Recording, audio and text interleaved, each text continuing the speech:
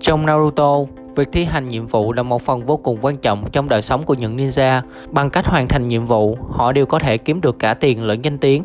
Chào mừng mọi người trở lại với kênh Anh Sinh Viên. Hôm nay chúng ta hãy cùng nhau đi vào video top 10 ninja hoàn thành được nhiều nhiệm vụ nhất làng lá trong Naruto, để xem ai là người hoàn thành được nhiều nhiệm vụ nhất nhé. Phân cấp nhiệm vụ. Mỗi ninja đều được giao nhiệm vụ dựa trên năng lực cá nhân và các nhiệm vụ sau đó được xếp hạng dựa vào độ khó của nó.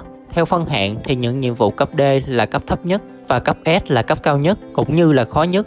Không cần phải bàn cãi, các nhiệm vụ cấp S thường chỉ được giao cho các Jonin vì rủi ro tương đối cao và việc thất bại có thể nguy hiểm đến tính mạng hoặc làm ảnh hưởng đến danh tiếng của làng. Để hoàn thành được nhiều nhiệm vụ, một ninja phải hoạt động đủ lâu và sở hữu kỹ năng thượng thừa. Và bây giờ chúng ta hãy đi vào top 10. Ở vị trí thứ 10, đó là Sarutobi Asuma, là một Jonin thuộc tộc Sarutobi của làng lá và là con trai của Hokage đệ tam. Anh là một thành viên của thập nhị hậu vệ bảo vệ lãnh chúa Hỏa Quốc, kiêm đội trưởng của đội 10, bao gồm Shikamaru, Ino và Choji. Asuma được công nhận là một trong những ninja đánh cận chiến giỏi nhất của làng lá.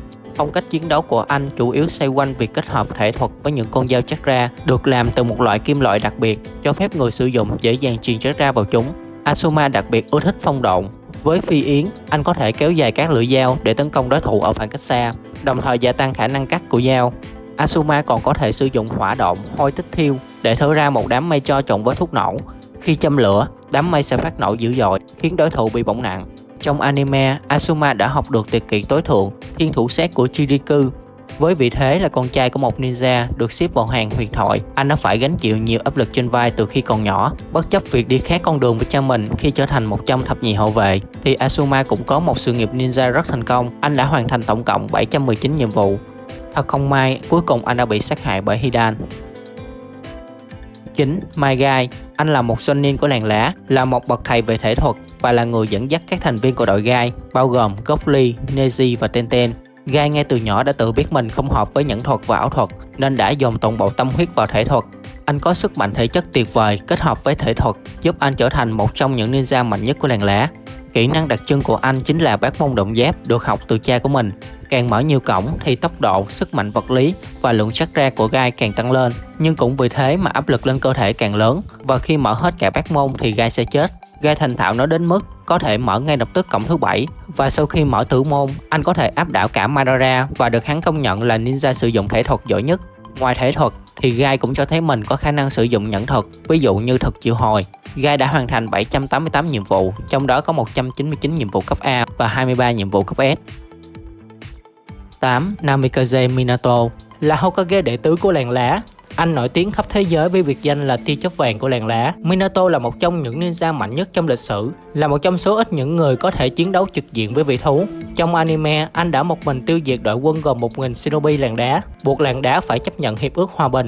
Minato có trữ lượng chakra lớn, có thể dịch chuyển tức thời nhiều mục tiêu khổng lồ như vĩ thú và các đoàn tấn công của chúng. Anh học được một số thuật phong ấn từ Kushina và Jiraiya, cũng học được thuật triệu hồi cốc từ ông. Minato thành thạo các thuộc tính tự nhiên bao gồm hỏa, phong, lôi cùng với âm và dương độn. Sau khi quan sát bản chất của bông vĩ thú, anh đã sáng tạo ra một trong những nhẫn thuật đặc trưng của mình, Rasengan. Sức mạnh của nó đã được chứng minh là có thể ngắt được bông vĩ thú của Kurama. Kỹ năng đặc biệt nhất của Minato là phi đôi thần thuật, giúp anh có thể dịch chuyển đến bất kỳ vị trí nào đã được đánh dấu bằng ấn chú phi lôi. Nó mang lại cho anh biệt danh tia chớp vàng của làng lá. Anh có một bộ kunai đặc biệt để hỗ trợ tốt nhất khi anh sử dụng phi lôi thần thuật. Minato đã trở thành Jinchuriki nửa âm của Kurama không lâu trước khi chết, cho phép anh ngay lập tức sử dụng trạng thái vị thú. Hình dạng của Minato hơi sẫm màu hơn, với các dấu hiệu khác với Naruto nhưng giống hệt nhau về ngoại hình và khả năng. Minato có khả năng sử dụng huyền nhân thuật, tuy nhiên nó bị hạn chế vì anh chưa từng sử dụng nó trong thực chiến, khiến anh không thể duy trì nó lâu. Minato đã hoàn thành 847 nhiệm vụ, trong đó có 323 nhiệm vụ cấp A và 39 nhiệm vụ cấp S. 7. Morino Ibiki. Ibiki là một Jonin đặc biệt, người đứng đầu phòng tình báo làng lá và là chỉ huy của lực lượng tra tấn và thẩm vấn của Anbu. Anh vốn được các ninja khác không chỉ ở trong làng mà còn tại các làng khác đánh giá rất cao về sự xuất sắc trong việc thực hiện nhiệm vụ. Ibiki là bậc thầy thẩm vấn cả về thể chất lẫn tinh thần, hầu như không ai có thể nói dối trước ông. Trong anime, ông được nhìn thấy có khả năng sử dụng thuật triệu hồi, chủ yếu là những công cụ phục vụ cho việc bắt giữ và tra tấn. Ibiki đã hoàn thành 861 nhiệm vụ, tuy nhiên chỉ có 79 nhiệm vụ cấp A và 3 nhiệm vụ cấp S. 6. Shirano Genma. Anh là một Jonin đặc biệt của làng lá và là thành viên của đội cận vệ Hokage đệ tứ.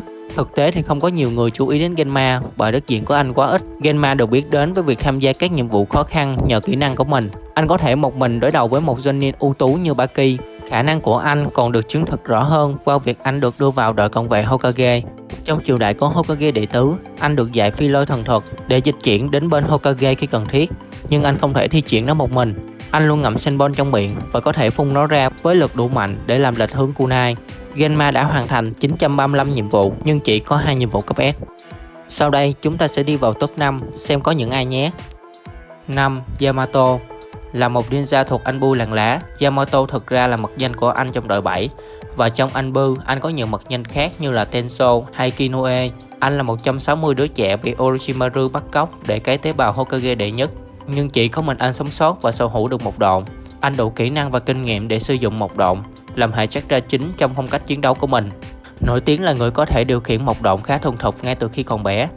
Yamato có thể sử dụng một độn để tấn công và phòng thủ, sử dụng được một phân thân, áp chế được vĩ thú, có khả năng trị thương mà không cần kích ấn, dù quy mô và sức mạnh không thể so sánh với Hashirama. Không chỉ một độn mà Yamato còn giỏi các kỹ năng chiến đấu khác, ví dụ như theo dấu, đặt bẫy, lẩn trốn và các chiến thuật nghi binh.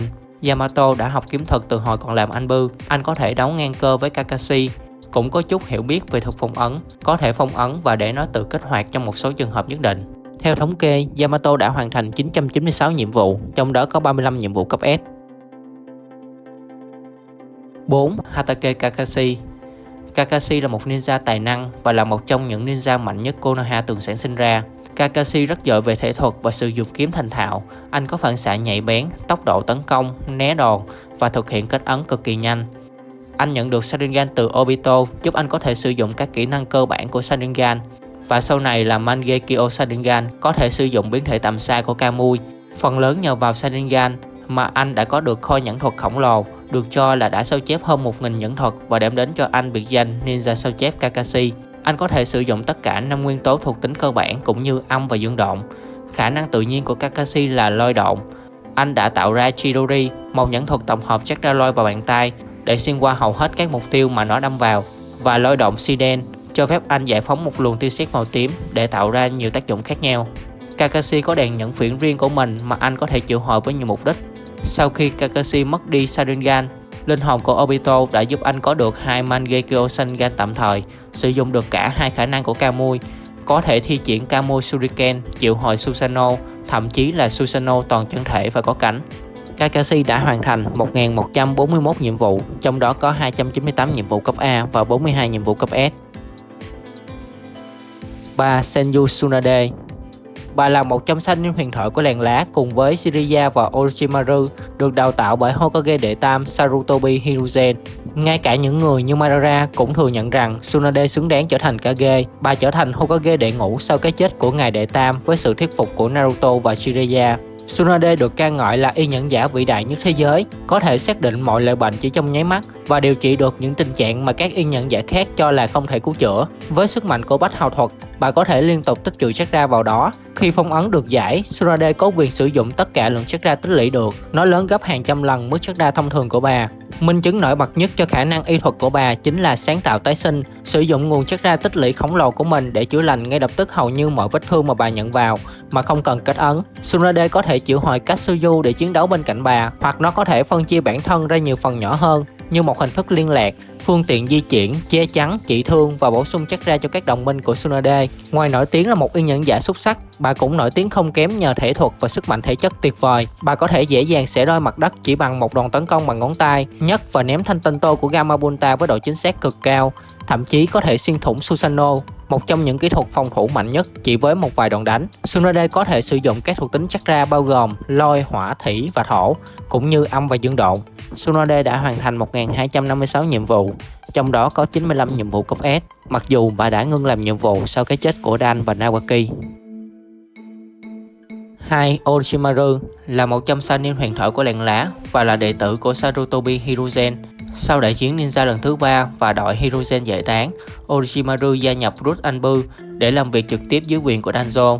Orochimaru là một thiên tài ninja xuất chúng, là một trong những ứng viên cho vị trí Hokage đệ tử. Trong quá khứ, Hiruzen rất yêu quý Orochimaru và từng muốn hắn trở thành Hokage, cho đến khi những bê bối về thí nghiệm vô đạo đức của hắn bị phanh phui và buộc phải rời làng. Tài năng của hắn được cả giới nhẫn giả biết đến và e sợ, tới mức Akatsuki coi hắn như một mối đe dọa cần phải loại trừ. Trong quá trình tìm kiếm bí quyết trường sinh, Orochimaru đã nhiều lần tự biến đổi cơ thể mình và có được sức mạnh của Bạch Xà. Với nó, hắn có thể phục hồi và tái sinh trước mọi loại thương tật, thường là qua những cách liên quan đến rắn. Hắn tinh thông nhẫn thuật hơn bất cứ ninja nào, có thể sử dụng tất cả các hệ chakra tự nhiên và âm dương độn, nên hắn có thể sử dụng đa dạng nhiều kiểu nhẫn thuật khác nhau. Orochimaru hiếm khi sử dụng thể thuật trong chiến đấu dù hắn rất giỏi. Sử dụng thành thạo thanh kiếm Kusanori để đấu ngang hàng với Hiruzen. Hắn cũng rất thành thạo thuật triệu hồi, tiêu biểu như triệu hồi hàng loạt các thanh kiếm, các loài rắn, cấm thuật ế thổ chuyển sinh. Orochimaru đã hoàn thành 1468 nhiệm vụ, trong đó có 491 nhiệm vụ cấp A và 108 nhiệm vụ cấp S. Đứng đầu danh sách này không ai khác ngoài Jiraiya. Jiraiya là học trò của Hokage đệ tam và là một trong Sannin huyền thoại của làng lá. Ông còn được biết đến với danh xưng là Các Mô Tiên Nhân cốc vì ông có thể triệu hồi ra các loài cốc. Sức mạnh của ông không thua kém gì các Kage, ngay cả những người như Hiruzen, Minato, Kakashi đều phải thừa nhận khả năng của ông. Sức mạnh của ông lớn đến mức Uchiha Itachi không muốn đối đầu trực tiếp. Kisame thì nói rằng mình không phải đối thủ của ông, còn Ben thì tin rằng ông có thể chiến thắng hắn nếu biết trước về sáu đạo của Ben. Ông có khả năng phát triển hoặc triển khai giới hạn của một thuật, khi mà những nhẫn thuật bình thường hoặc cấp E cũng có thể trở thành một công cụ cực kỳ nguy hiểm. Khả năng đỉnh cao của ông là tiên nhân thuật, một thuật biến đổi cho phép ông sử dụng năng lượng tự nhiên để phát triển tất cả các kỹ năng của mình lên cấp độ cao hơn, tăng sức mạnh của ông lên đáng kể. Bằng chứng là ông có thể đánh bay vật triệu hồi của Ben. Tiên nhân thuật cho phép ông sử dụng bản thể mạnh hơn của một số nhẫn thuật. Ví dụ điển hình là Cho-Odama Rasengan, một Rasengan khổng lồ với kích thước còn lớn hơn cả cơ thể của ông. Tuy nhiên, Jiraiya chưa thực sự nắm bắt được thuật này. Jiraiya thông thạo rất nhiều nhẫn thuật. Ông có thể sử dụng hỏa, thủy, thổ, phong và âm dương độn. Ông cũng rất thành thạo thuật phong ấn, thuật triệu hồi. Trong suốt sự nghiệp ninja của mình, Jiraiya đã luôn hoạt động bí mật và bảo vệ làng lá khỏi mọi mối nguy hại, thậm chí sẵn sàng hy sinh vì nó. Jiraiya đã hoàn thành 1839 nhiệm vụ, trong đó có 614 nhiệm vụ cấp A và 138 nhiệm vụ cấp S. Và đó là top 10 của mình. Mọi người có thể comment ý kiến của mình bên dưới nhé. Nếu thấy hay thì đừng quên để lại cho mình một like, một subscribe để phát triển kênh hơn nữa. Hẹn gặp lại mọi người ở những video lần sau. Bye bye.